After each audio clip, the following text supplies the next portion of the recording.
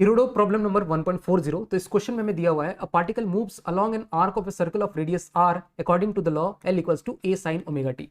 तो इस तरह का मैं एक सर्कुलर आर्क इस तरह से बना देता हूं मैं, और मैं पार्टिकल को बोलता हूं कि वो इस सर्कुलर आर्क में L equals to A sine omega T इस फंक्शन से वो मूव करता है। और एल जो क्या है, एल क्या है, उसका displacement along the arc. Along the arc मतलब इस आर्क में उसका डिस्प्लेसमेंट हम लोग कैलकुलेट कर रहे हैं।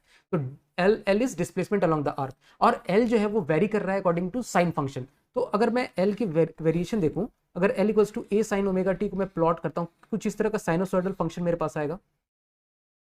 अगर इसको मैं एल बोलता हूं, एल वर्सेस अगर मैं ओमेगा टी प्लॉट करता हूं, एल वर्सेस ओमेगा टी, तो एक तरह का साइनोसॉइडल फंक्शन है विच विल वेरी फ्रॉम, अगर मैं देखूं तो this is 0 point, that means अगर हम लोग रेफरेंस पॉइंट ए बोलते हैं सपोज, और ये जो पार्टिकल है वो ए से सपोज इधर बी पॉइंट तक जाता है, ठीक है, मैं इस पॉइंट को बी बोलता हूँ, that means this is my point B which is A, which is a distance A along the arc, मतलब ये आर्क का डिस्टेंस इज ए। उसी तरह से फिर वापस जीरो आता है, दैट मीन्स पहले ए टू बी गया, बी से वापस ए आया जीरो वाले पोजीशन में, ठीक है, ये this is my reference zero वाला पोजीशन वाला। फिर ये बी टू ए टू फिर कहाँ जाएगा, ए टू वापस ये कहीं पोजीशन सी पे जाता है, ठीक है, एंड सी का वैल्यू कितना है, माइनस ए, दैट मीन्स यहां से यहां का भी जो लेंथ है, arc length, that will be a, क्योंकि वो नेगेटिव साइड में इसलिए यहाँ पे माइनस ए आ रहा है। फिर से वो वापस सी में आने के बाद वो कैसा जा रहा है, वो फिर से ए की तरफ जा रहा है, मतलब पार्टिकल का मोशन कैसा हो रहा है, वो A to B to A to C to A, मतलब वो इस तरह से बी टू सी में इस तरह से ऑसिलेट कर रहा है, और ए उसका जो बीच वाला जो पोजीशन है, ए इसका बीच वाला पोजीशन हो गया, मीन पोजीशन इस तरह से हो गया, और इसके अबाउट वो इस तरह से ऑसिलेट कर रहा है। तो ये बेसिकली फंक्शन है पार्टिकल के ऑसिलेशन का, ठीक है। अब मैं इसको रब कर रहा हूँ, हमारे पास ये जो मोशन की स्टडी हमने ऑलरेडी कर लिया कि किस तरह का मोशन कर रहा है, पार्टिकल मोशन परफॉर्म कर रहा है। अब इसको हम लोग सिंपली इसको अगर हम लोग देखें तो dl बाई dt अगर मैं कैलकुलेट कर दूंगा तो वो मुझे क्या मिलेगा, वो मुझे स्पीड दे देगा, क्योंकि इसका जो इसकी जो वेलोसिटी है, मतलब वेलोसिटी नहीं, इसकी जो डिस्प्लेसमेंट है that is along the arc. अगर मैं बात करूं इसका जो डिस्प्लेसमेंट है that is along the arc, तो मैं उसको डिस्टेंस की तरह कंसीडर कर सकता हूं। तो dl बाई dt मुझे स्पीड देगी, और स्पीड मेरे पास कितना हो जाएगा यहाँ पे से, अगर इसको एक बार डिफरेंशिएट करें इसको, तो dl by dt that is a omega cos of omega T, this is speed.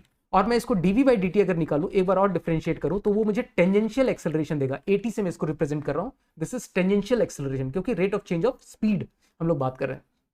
तो this will become minus a omega square sign of omega T. तो मेरे पास स्पीड आ गई और rate of change of speed. अगर मेरे पास speed है और rate of change of speed है, दैट मीन्स मैं किसी भी पॉइंट पे एक्सेलरेशन, टोटल एक्सेलरेशन निकाल सकता हूं, क्योंकि इसके बेसिस पे नॉर्मल एक्सेलरेशन निकाल सकता हूं, और इसके बेसिस पे मैं टेंजेंशियल एक्सेलरेशन तो मेरे पास ऑलरेडी है। तो अगर हम लोग यहाँ से नॉर्मल एक्सेलरेशन निकालना जाए, this is my tangential acceleration. अगर हम लोग नॉर्मल एक्सेलरेशन की बात करें, जो कि सेंट्रीपिटल एक्सेलरेशन इस केस में, that will simply be equal to v square upon r. तो वी स्क्वायर अपॉन आर मतलब कितना होगा, a square omega square, v square में कर रहा हूँ, that is cos square omega t divided by r. This is my a normal, a normal है और ए टेंजेंशियल है, तो मैं टोटल एक्सेलरेशन निकाल लेता हूँ। तो इससे पहले मैं क्या करूंगा कि ये जो मैंने टोटल एक्सेलरेशन है ना, इसको एल के टर्म्स में हम लोग लिख लेंगे, और ये जो नॉर्मल एक्सेलरेशन है इसको एल के टर्म्स में हम लोग लिख लेंगे, तो हमारे लिए चीज ईजी हो जाएगा। क्योंकि अगर एक चीज करके देखना, अगर तुम लोग इसको इसी फॉर्मेट में टोटल एक्सेलरेशन निकालने जाओगे तो काफी कॉम्प्लेक्स पड़ेगा ये। अगर इसी को तुम एल के टर्म्स में निकाल लो, तो जो भी तुमसे क्वेश्चन पूछा हुआ है टोटल एक्सेलरेशन के बारे में, तो वो दोनों तुम इजीली कैलकुलेट कर सकते हो। तो इसको अब चलो हम लोग एल के फॉर्मेट में पहले सजा लेते हैं। तो this a tangential can be written as, देखो माइनस ए कितना हो गया ये, a tangential is minus a omega square sine omega t, ठीक है। तो एल मेरे पास कितना है, l is a sine omega T, तो this can be written as a sine omega T को मैं कॉमन निकाल दूं यहां से, तो ये minus l omega square, minus l omega square में एल के टर्म्स में इसको बोल सकता हूं, this is my A T. उसी तरह से मैं ए नॉर्मल की बात करूं, नॉर्मल एक्सेलरेशन इसकी बात कर रहा हूं, this is A square omega square by R. तो हम लोग ओमेगा स्क्वायर बाई आर को अगर कॉमन निकाल देते हैं यहां से, a square cos square omega t, ठीक है। What this can be written as A square cos square omega t. इसको मैं क्या लिख सकता हूं, तो कॉस स्क्वायर ओमेगा टी को मैं लिख सकता हूं 1 minus sine square omega T. This can be written as A square minus A square sine square omega T. अब देखो यहां से ओमेगा स्क्वायर बाई आर लिख लेंगे, और a square minus what is A square sine square omega t, that is l square. तो this is simply जो normal acceleration है मेरे पास में, that is omega square by r अंदर में a square minus l square. तो cos square omega T को हमने इस तरह से बेसिकली लिख लिया। मैं अगर बाकी चीजों को रब कर देता हूं यहां से, तो मैं अगर यहां से टोटल एक्सेलरेशन लिखना चाहूं तो a total can be written as root over a tangential square plus a normal square. Tangential square और नॉर्मल स्क्वायर का इस तरह से हम लोग स्क्वायर रूट के अंदर लिख सकते हैं। This is total acceleration. तो ए टेंजेंशियल का square that is what L square omega raise to power 4, ठीक है, प्लस ए नॉर्मल स्क्वायर अगर हम लोग करते हैं तो omega raise to power 4 divided by r square into a square minus l square का whole square, whole under root. और मैं बाकी चीजें यहां से रब कर देता हूं क्योंकि इसका काम अब खत्म हो चुका है, ठीक है। तो अगर ये मेरे पास टोटल एक्सेलरेशन है तो एट एल इक्वल्स टू 0 अगर हम लोग बात करें, एट एल इक्वल्स टू 0 अगर मैं टोटल एक्सेलरेशन निकालना चाहूं तो दिस एल इक्वल 0 पुट करते हैं तो यहां से हम लोग देखते हैं this will become omega raise to power 4 R square, और एल इक्वल्स टू 0 पे ये ए रेज टू पावर 4 बाहर निकल के आएगा, and this whole term will become omega square A square by R. तो एल इक्वल्स टू 0 पे मेरे पास टोटल एक्सेलरेशन इतना आ जाता है। उसी तरह से at l equals to plus minus a पे हम लोग देखें तो total acceleration will become at equals to, ये अगर हम लोग पुट करते हैं तो ये वाला जो टर्म है omega raise to power 4 upon are square, ये वाला टर्म पूरा खत्म हो जाएगा अगर L equals to plus minus a पे। तो मेरे पास सिंपली ये वाला जो टर्म बचेगा वो अंदर बन जाएगा स्क्वायर रूट के अंदर L square omega raise to power 4, this will become L omega square, L omega square. तो टेंजेंशियल एक्सेलरेशन हमें इस तरह से निकल जाएगा, और टोटल एक्सेलरेशन मुझे इस तरह से निकल जाएगा at l equals to plus minus a और at l equals to 0। This is my total acceleration. अब इसके बी पार्ट में पूछा गया है the minimum value of total acceleration omega minimum and the corresponding displacement l m. तो यहाँ पे ओमेगा से उसने रिप्रेजेंट किया टोटल एक्सेलरेशन को, मैंने यहाँ ए टी को मैंने रिप्रेजेंट किया माई टोटल एक्सेलरेशन। तो पूछा जा रहा है कि टोटल एक्सेलरेशन की मिनिमम वैल्यू कितनी होगी और उसके करस्पॉन्डिंग मुझे डिस्प्लेसमेंट निकलना है, जो एल है किस वैल्यू ऑफ एल के लिए टोटल एक्सेलरेशन मिनिमम होगी और कितनी होगी वो, ठीक है, किस वैल्यू ऑफ एल के लिए माई total acceleration will be minimum and what is that value of L, that जिसको कि हम लोग बोल रहे हैं एल एम, जिसके के लिए जो टोटल एक्सेलरेशन है that is coming out to be minimum.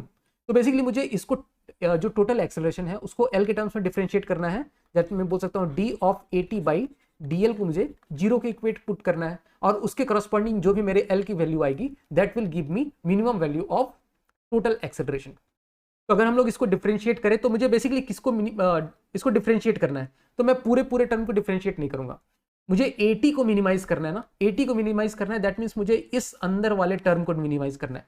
Root के अंदर वाले टर्म को मैंने मिनिमाइज कर दिया तो मैं एटी को मिनिमाइज कर दूंगा, तो मैं एटी को डिफरेंशिएट नहीं करूंगा, मैं अंदर वाले टर्म को डिफरेंशिएट करूंगा, क्योंकि मुझे एटी को मिनिमम करना है ना। तो अंदर वाले टर्म को मिनिमम कर दिया, अंदर वाले टर्म को मिनिमम कर दिया तो मेरा एटी अपने आप मिनिमम हो जाएगा। तो मैं सीधा बस अंदर वाले टर्म को एल के रेस्पेक्ट में डिफरेंशिएट करूंगा, ठीक है। अंदर वाले टर्म को एल के रेस्पेक्ट में डिफरेंशिएट करेंगे तो पहला जो टर्म है वो बन जाएगा 2l omega raise to power 4 plus omega raise to power 4 upon are square, ये तो कांस्टेंट है। अब अंदर वाले टर्म को डिफरेंशिएट करें, इसको अगर मैंने डिफरेंशिएट करता हूं तो ये बन जाएगा 2 times of A square minus l square into minus 2l, एक बार एल को डिफरेंशिएट कर दिया, और इसको इक्वल टू अगर मैं 0 पुट करता हूं, दिस इक्वल टू 0, यानी कि मैं बोल सकता हूं इसको उधर ले जाऊंगा तो ये माइनस होकर उधर जाएगा, तो मैं इसको डायरेक्टली इसके इक्वल टू 0 पुट कर देता हूं और इसको 1 प्लस कर देता हूं, ठीक है। तो यहां से हम लोग 12 से 12 कैंसिल आउट कर सकते हैं, ओमेगा रेज़ टू पावर 4 से ये कैंसिल आउट हो जाएगा, और आर स्क्वायर बाई 2 मेरे पास आ जाएगा ए स्क्वायर माइनस एल स्क्वायर। तो मैं यहाँ से एल की वैल्यू बोल सकता हूँ, एल स्क्वायर की वैल्यू बोल सकता हूँ, this is equal to A square minus R square by 2।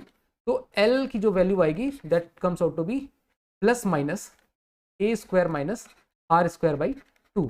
तो एल की इस वैल्यू के लिए जो मेरे पास एक्सेलरेशन है, total acceleration, that will B minimum. तो एल की वैल्यू अगर हम लोग इस इक्वेशन में ये पुट करें तो हमें टोटल एक्सेलरेशन जो मिनिमम टोटल एक्सेलरेशन 80 मिनिमम मेरे पास निकल के आ जाएगी। तो एल की वैल्यू इसमें पुट करके हम लोग ये चीज़ वेरीफाई कर सकते हैं कि जो टोटल एक्सेलरेशन है मेरे पास वो मिनिमम होगी। तो इस तरह से इस क्वेश्चन को हम लोग सॉल्व कर सकते हैं। Thank you so much.